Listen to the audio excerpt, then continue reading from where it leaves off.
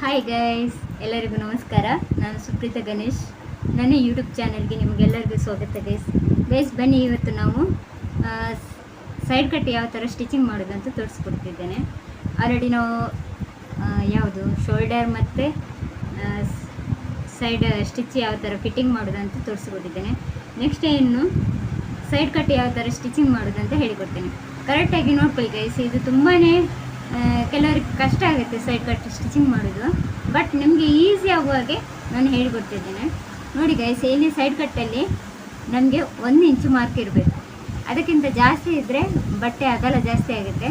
ಅದಕ್ಕೆ ನಾವು ಕರೆಕ್ಟಾಗಿ 1 ಇಂಚ್ ಇಟ್ಕೊಂಡು ನಾವು ಇಲ್ಲಿ ಸ್ಟಿಚ್ ಮಾಡ್ಕೊಳ್ಬೇಕು. ಈ 1 ಇಂಚಲ್ಲಿ ನಾವು ಈ ಥರ ಫೋಲ್ಡ್ ಮಾಡ್ಕೊಳ್ಳಿ. ನಮಗೆ ಸೈಡ್ ಕಟ್ ಎಷ್ಟು ಅಗಲ ಬೇಕು ಅಷ್ಟಕ್ಕೆ ಹೀಗೆ ಫೋಲ್ಡ್ ಮಾಡ್ಕೊಳ್ಳಿ. ಓಕೆನಾ?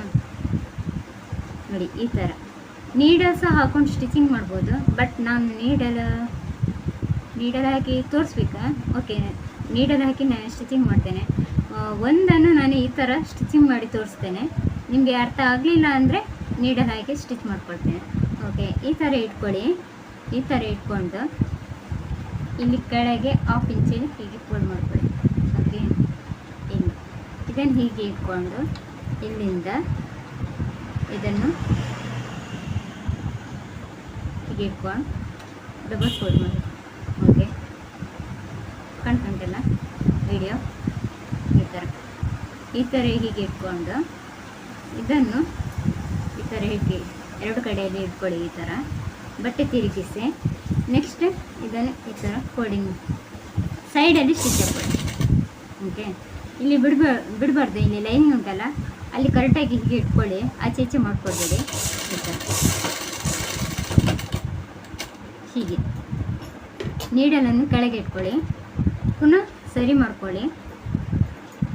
ಹೀಗೆ 1/2 ಇಂಚಲ್ಲಿ ಹೀಗೆ ಇಟ್ಕೊಂಡು ಅದನ್ನು ಬಟ್ಟೆ ಒಳಗೆ ಮಾಡ್ಕೊಂಡು ಇಲ್ಲಿ ಹೀಗೆ ಸ್ಟಿಚ್ ಹಾಕ್ಕೊಳ್ಳಿ.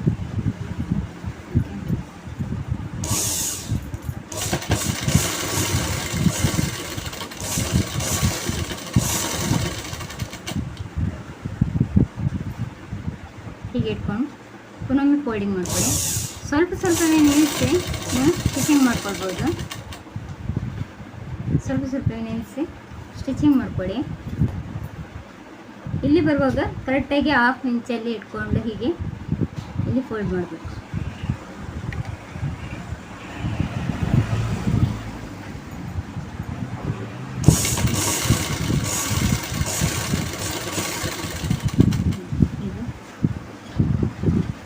ಇಲ್ಲಿ ಬರುವಾಗ ಬಟ್ಟೆಯನ್ನು ಒಳಗೆ ಹೊರಗೆ ಎಲ್ಲ ಬಟ್ಟೆ ಕರೆಕ್ಟಾಗಿ ಹೀಗೆ ಇಟ್ಕೊಂಡು ಹೀಗೆ ಸ್ಟಿಚ್ ಮಾಡ್ಕೊಳ್ಳಿ.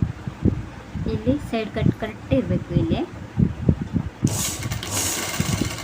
ಬಟ್ಟೆ ಎಳಿಬಾರ್ದು, ಜಸ್ಟ್ ಹೀಗೆ ಇಟ್ಕೊಳ್ಳಿ. ಆ ಪಾಯಿಂಟ್ಗಿಂತ ಒಂದು 1/2 ಇಂಚ್ ಮೇಲ್ಗಡೆ ಇಟ್ಕೊಂಡು ನೀಡಲ್ ಕೆಳಗೆ ಹಾಕ್ಕೊಂಡು ನೆಕ್ಸ್ಟ್ ಇದನ್ನು ಹೀಗೆ ಮೇಲೆ ಮಾಡಿ ತಿರ್ಸ್ಕೊಳ್ಳಿ. ಹೀಗೆ ತಿರುಗಿಸಿ ಇಲ್ಲಿ ಹೀಗೆ ಕರೆಕ್ಟಾಗಿ ಹೀಗೆ ಇಟ್ಕೊಂಡು 1/2 ಇಂಚಲ್ಲಿ ಮಾಡ್ಕೊಂಡು ಫೋಲ್ಡ್ ಮಾಡಿ. ಓಕೆ, ಹೀಗೆ ಇಟ್ಕೊಂಡು ಕಾಣ್ತುಂಟಲ್ಲ ವಿಡಿಯೋ? ಸ್ಟಿಚಿಂಗ್ ಕಾಣ್ತುಂಟಲ್ಲ? ಇದನ್ನು ಹೀಗೆ ಕೆಳಗೆ ಮಾಡ್ಕೊಳ್ಳಿ. ಬದಿಯಲ್ಲಿ ಈ ಥರ ನೀಡಲ್ ಕೆಳಗೆ ಹಾಕ್ಕೊಳ್ಳಿ. ಪುನಃ ಇದನ್ನು ಮೇಲೆ ಮಾಡಿ ಬಟ್ಟೆಯನ್ನು ತಿರ್ಸ್ಕೊಳ್ಳಿ.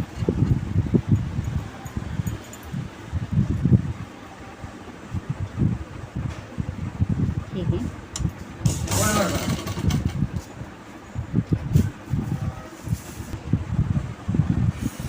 ಕಂಟಿನ್ಯೂ ಮಾಡ್ತಿದ್ದೇನೆ. ಹೀಗೆ ಸೈಡಲ್ಲಿ ಸ್ಟಿಚ್ ಹಾಕ್ಕೊಳ್ಳಿ. ಹಾಗೇನೆ ಫೋಲ್ಡಿಂಗ್ ಮಾಡ್ತಾ ಬನ್ನಿ. ನಾವು ಸ್ಟಿಚಿಂಗ್ ಮಾಡುತ್ತಿರುವಾಗ ಗೈಸ್ ತುಂಬಾ ಎಳಿತಿದ್ವಿ ಬಟ್ಟೆ. ಆವಾಗ ಒಂದು ಗಿಡ್ಡ ಒಂದು ಶಾರ್ಟ್ ಬರ್ತಿತ್ತು. ಸಾರಿ, ಲೆಂತ್ ಉದ್ದ ಜಾಸ್ತಿ ಬರ್ತದೆ, ಕೆಲವೊಮ್ಮೆ ಶಾರ್ಟ್ ಸಹ ಬರ್ತದೆ. ತುಂಬಾ ಕಷ್ಟ ಆಗ್ತಿತ್ತು. ಯಾವ ಥರ ಸ್ಟಿಚಿಂಗ್ ಮಾಡಬೇಕಂತಲೇ ಗೊತ್ತಾಗ್ತಿರ್ಲಿಲ್ಲ. ಬಟ್ ಈಗ ಸ್ವಲ್ಪ ಮಟ್ಟಿಗೆ ನಮಗೆ ಸ್ವಲ್ಪ ಮಟ್ಟಿಗೆ ಅಂತಲ್ಲ, ಸ್ಟಿಚಿಂಗ್ ಕರೆಕ್ಟಾಗಿ ಬರ್ತಿದೆ. ಅಂದರೆ ಟ್ರೈ ಮಾಡ್ತಾ ಹೋದರೆ ಈಸಿ ಆಗುತ್ತೆ. ಏನು ಮಾಡಲಿಲ್ಲ ಅಂದರೆ ಈಸಿ ಆಗೋದಿಲ್ಲ. ಓಕೆ,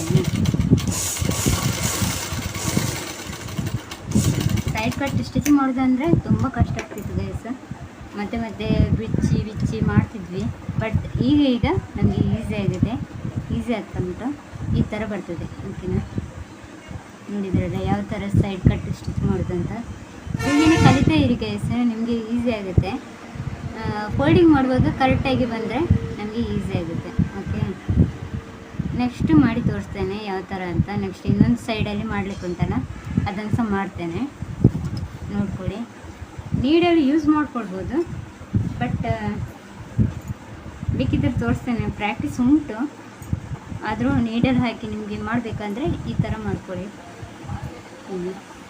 ಪಟ್ಟಿ ಎಳೀಲಿಕ್ಕೆ ಹೋಗ್ಬೇಡಿ, ಯಾವಾಗೂ ಉದ್ದ ಗಿಡ್ಡ ಬರುತ್ತೆ. ಓಕೆನಾ, ಈ ಥರ ಇಟ್ಕೊಳ್ಳಿ. ನೀಡಲ್ಲಿ ಬೇಕಿದ್ದರೆ ಈ ಥರ ಹೀಗೆ ಫೋಲ್ಡಿಂಗ್ ಮಾಡ್ಕೊಳ್ತೀರಲ್ಲ, ಈ ಥರ ನೀಡಲ್ಲಿ ಇಟ್ಕೊಂಡು ಹೀಗೆ ಚುಚ್ಕೊಂಡು ಹಾಕಿ ಈ ಥರ. ಓಕೆನಾ,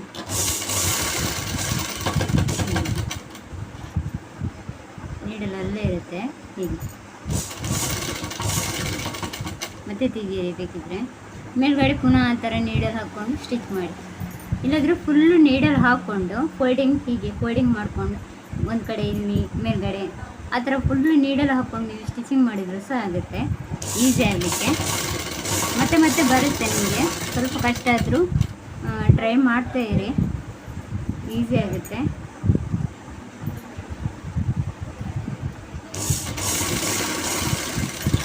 ಇದಾದಮೇಲೆ ನಾನು ನೆಕ್ಸ್ಟ್ ಬ್ಲೌಸಿಗೆ ಬರ್ತೇನೆ. ಹಾಗೆ ತುಂಬ ಮಂದಿ ಕೇಳಿದ್ದಾರೆ, ಏನಂದರೆ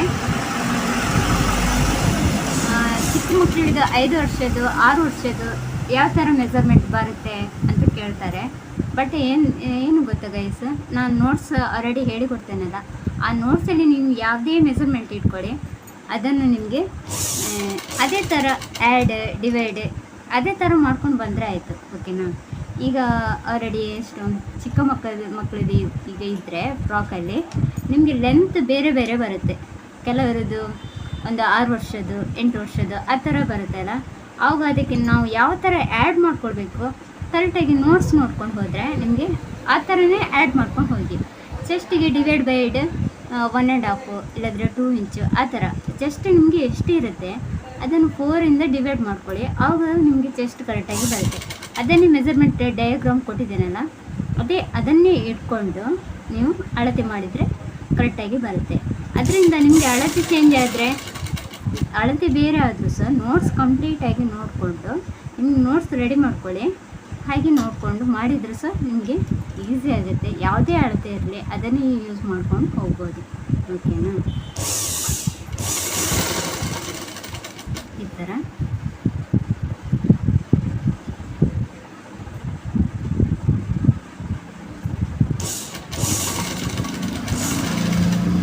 ಕಮೆಂಟ್ ಮೂಲಕ ಕೆಲವರು ಕೇಳ್ತಾರೆ.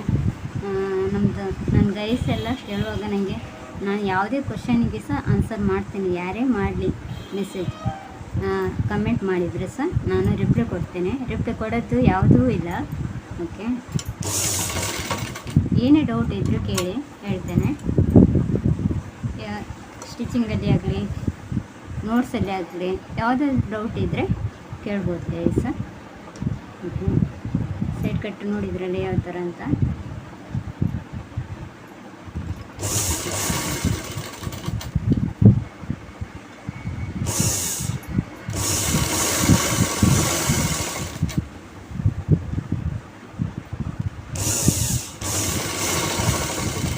ಮಿಷಿನಿದು ಬೆಲ್ಟ್ ಸ್ವಲ್ಪ ಲೂಸ್ ಆಗಿದೆ. ಕೆಲವೊಮ್ಮೆ ಸ್ಟಿಚಿಂಗ್ ಕರೆಕ್ಟಾಗಿ ಆಗುತ್ತೆ. ಓಕೆ,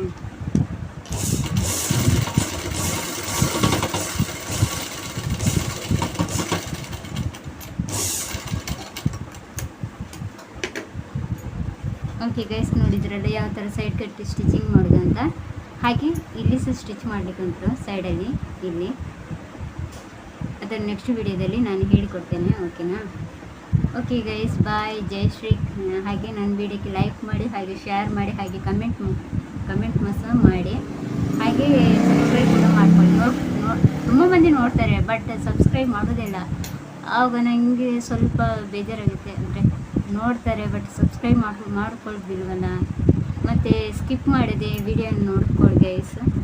ಇದರಿಂದ ನನಗೆ ತುಂಬಾ ಇಂಟ್ರೆಸ್ಟ್ ಆಗುತ್ತೆ. ಸ್ಕಿಪ್ ಮಾಡದೆ ನಂದು ವಿಡಿಯೋ ನೋಡ್ತಿದ್ದೀರಾ ಅಂತ ನನಗೆ ತುಂಬಾ ಖುಷಿ ಆಗುತ್ತೆ. ಓಕೆ ಗೈಸ್, ಬಾಯ್. ಜೈ ಶ್ರೀ ಕೃಷ್ಣ.